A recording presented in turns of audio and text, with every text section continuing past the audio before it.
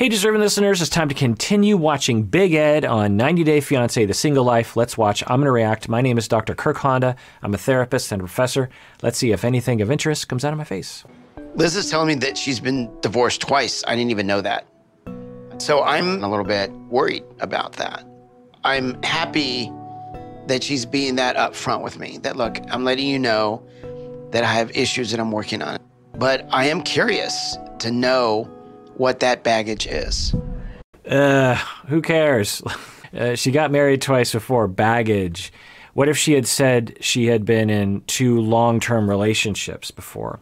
Would that be baggage? Probably not, I think, according to the cultural notion of baggage. And this notion of if you've been divorced, you're somehow damaged goods. There's baggage there. It's something to avoid. And we really need to stop that. It's like a stigma that's been around since like the 50s or before that, that somehow if you're divorced, particularly if you're a woman, then you're damaged goods and you have baggage. That's silly. By the way, you just described my life. Yeah. You just described me. Trust issues. I don't trust anybody. Yeah. I'm heartbroken. I'm like damaged. How are you damaged? Can I tell you what that is to me? I call that experience. Never. So I actually kind of like that. I don't know for Liz how she frames her world. Ed isn't really letting her explain that. But they're having an interesting conversation. She says that I'm damaged. Now, who knows what she means by that.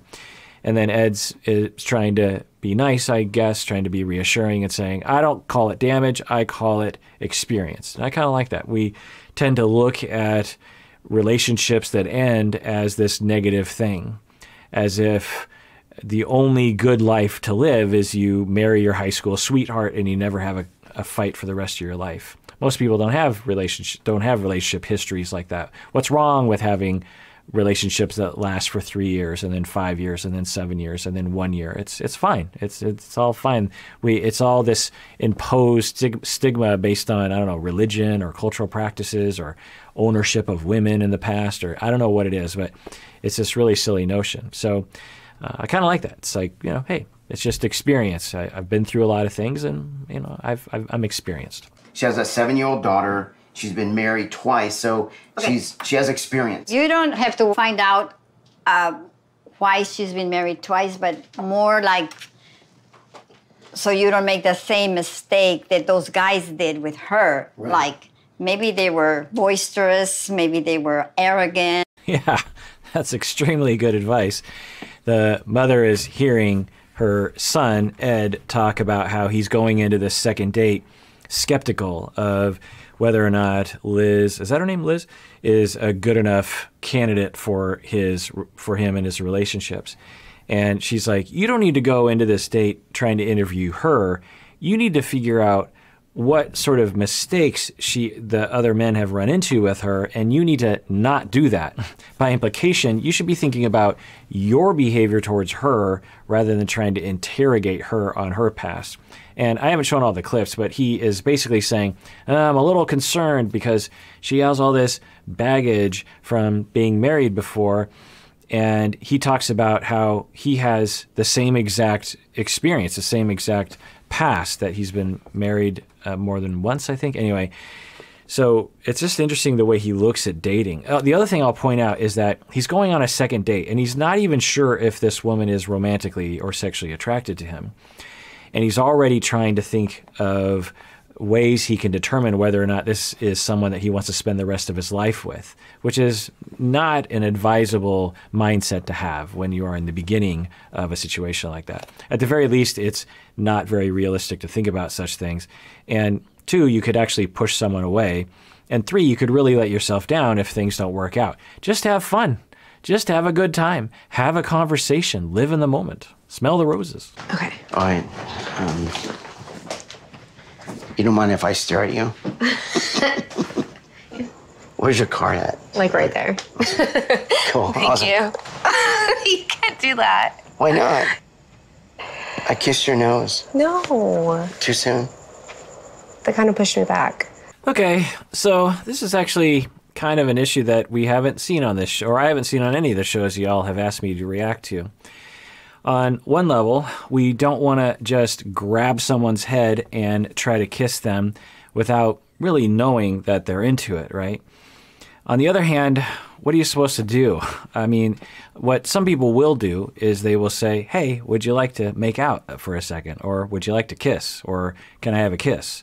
Or would you like to kiss me? Or I would like to kiss you. What do you think? There's various different opening lines that you can have in a moment like this. But, some people actually, they don't like that. Some people will say, I don't want to be asked. I just kiss me, But how is someone supposed to know?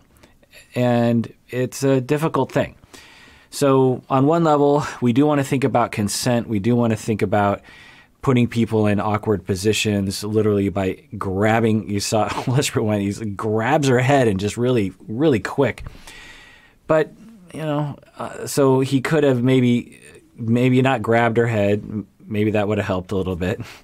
So on one hand, we do want to think about consent and not putting people in a scary place or an awkward place or a place where they feel like they have to physically push you away.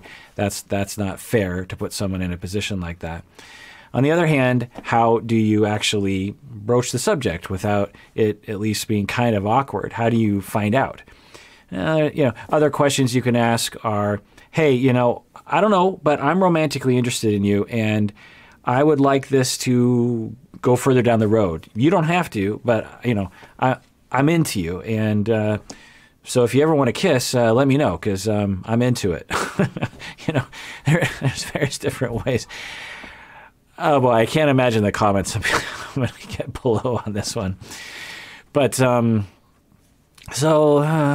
she has been, I think, giving enough reason to believe that at least there was a percentage chance that she would be into kissing him, because she's been calling them dates, and it's been the third date, and she has met his mom, and she has talked about how she really likes to hang out with him.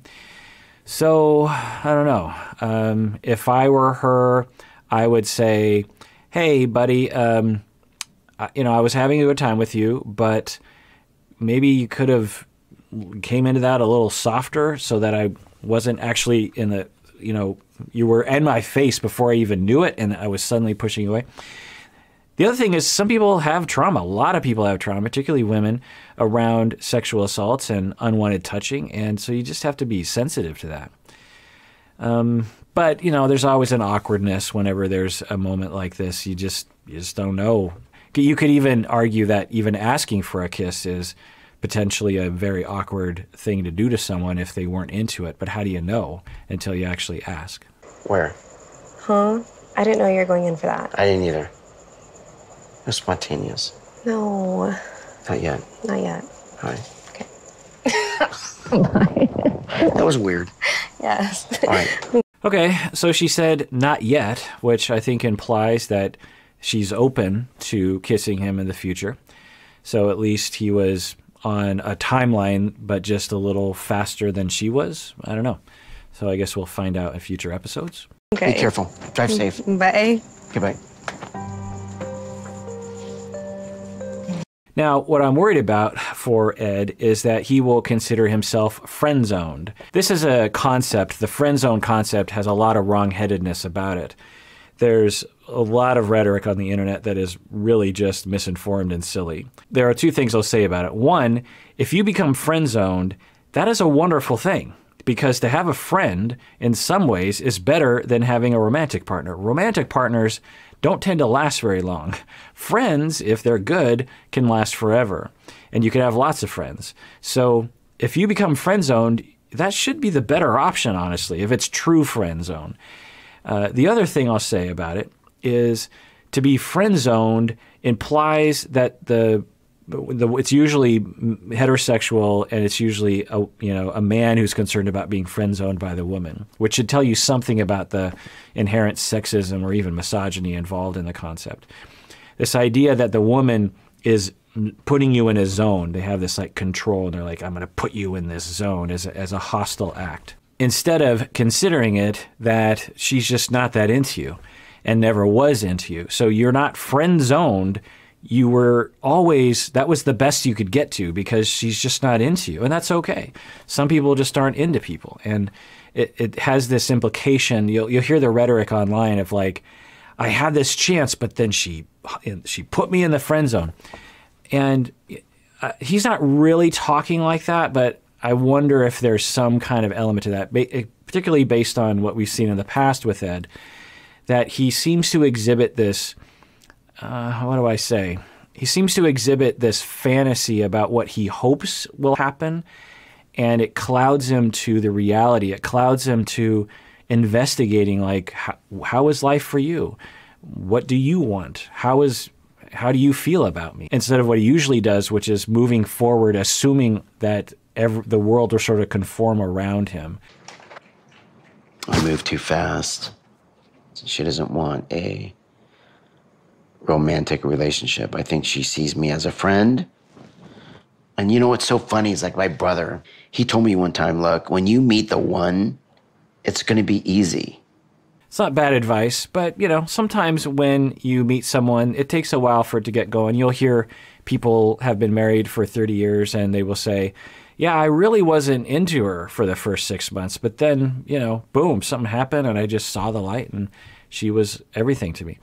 So, yeah, there's some wisdom about that. Of when you meet the right person, it usually doesn't require a lot of work. And I think that is often true, but not always. The other thing he's saying is, I think she just wants to be friend. I don't know if he knows that for sure. He also was saying that he went too fast, which I think is clear, because she was like, whoa, like, no, like that was very sudden. And I hope that he recognizes it wasn't necessarily the fact that he asked to kiss her, but it was the way he went about it. He grabbed the side of her head and like went in really fast. He didn't give her a chance to, have a couple seconds to refuse. It was within a half second that he was on her face, which, was startling to her and might not be a good thing for any romantic feelings that she has for you. The other thing I'll say is I always use the show as a jumping off point. I think all of us can relate to a moment where we were dating and we wanted things to move forward, and then it didn't go the way we wanted. We got rejected, and it feels terrible. And I think Ed is exhibiting that right now, which is fine. And this is not easy.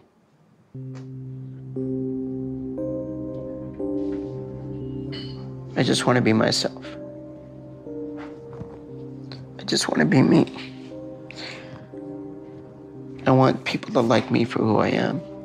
It's interesting when he gets into this mode, actually. We've seen him in this mode before, where he's in a very vulnerable place, and he seems to vacillate between this optimistic, charismatic, everything's going to work out fine. I'm in the zone. I'm going to talk. I'm going to ask her out. I'm going to try to kiss her. I'm pretty sure. I hope things are going to work out. I'm hopeful. I'm optimistic. Look at me, the world.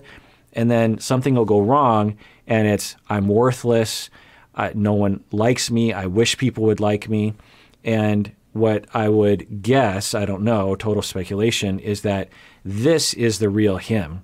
And that optimistic, hopeful, charismatic person who comes across like he doesn't care about, he's above everything and he thinks very highly of himself, is actually the veil that is on top of the real him, which is someone who feels worthless and feels like no one likes him. And sometimes when you have that kind of complex where you think that you're worthless and no one likes you, and you cover it up with a veil so that you convince yourself, no, I'm awesome, the world is going to be good, and I'm going to convince everyone else that I am awesome. I'm going to make sure that everyone knows that I'm above it all and they don't see the vulnerability underneath, because if they see it, then they'll know that I'm truly worthless, which is actually the opposite.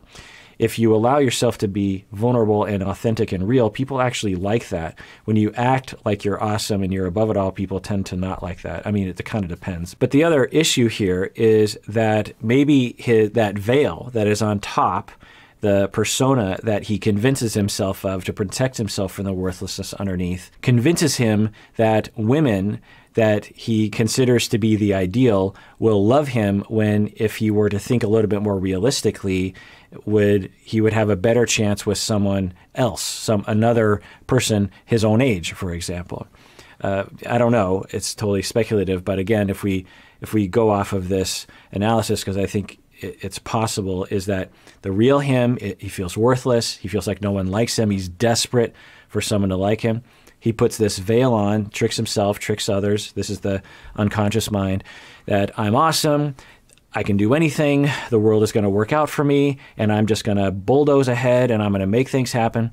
And then he pursues women in a way that he subconsciously kind of knows are going to reject him, and thus confirming that he is in fact worthless and no one's going to like him. We tend to do this to ourselves. When we have a sneaking suspicion deep down, we tend to sabotage ourselves such that we can confirm that deep down suspicion. And when we heal from that and we actually get love from a secure relationship, sometimes from a therapist, then we have less need to subconsciously sabotage ourselves. So, one could characterize his life, at least from what we've seen thus far with Rose and now with Liz, as a possible self-sabotage. Because he's in his 50s, I think, maybe 60s, somewhere around there. We could imagine if he met someone closer to his age that had a similar background, that things actually could possibly work. There's nothing wrong with an age difference, but I'm just wondering if he subconsciously is choosing people that he knows are more likely to reject him. Some of you might actually be able to relate to that. You might be able to look at past relationships and say, all those people, if I just had really seen the world accurately, the way I see it now, I could have predicted that the relationship wasn't going to work. Why do I keep choosing those kinds of people? Well, sometimes it has to do with those relational traumas that have left to be healed on the inside. And listen to all my other episodes on how we self-sabotage. Let's get back to watching. I just want it to be easy. I'm going to pull back. I'm going to try not to text her and let her come to me.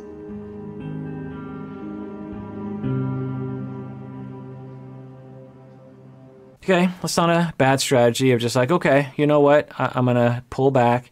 If she likes me, she'll reach out to me. And if not, then I guess I have my answer. Yeah, it's not a bad strategy. All right, well, that does it for that episode of Psychology in Seattle. Everyone out there, please take care of yourself because you deserve it. You really, really do.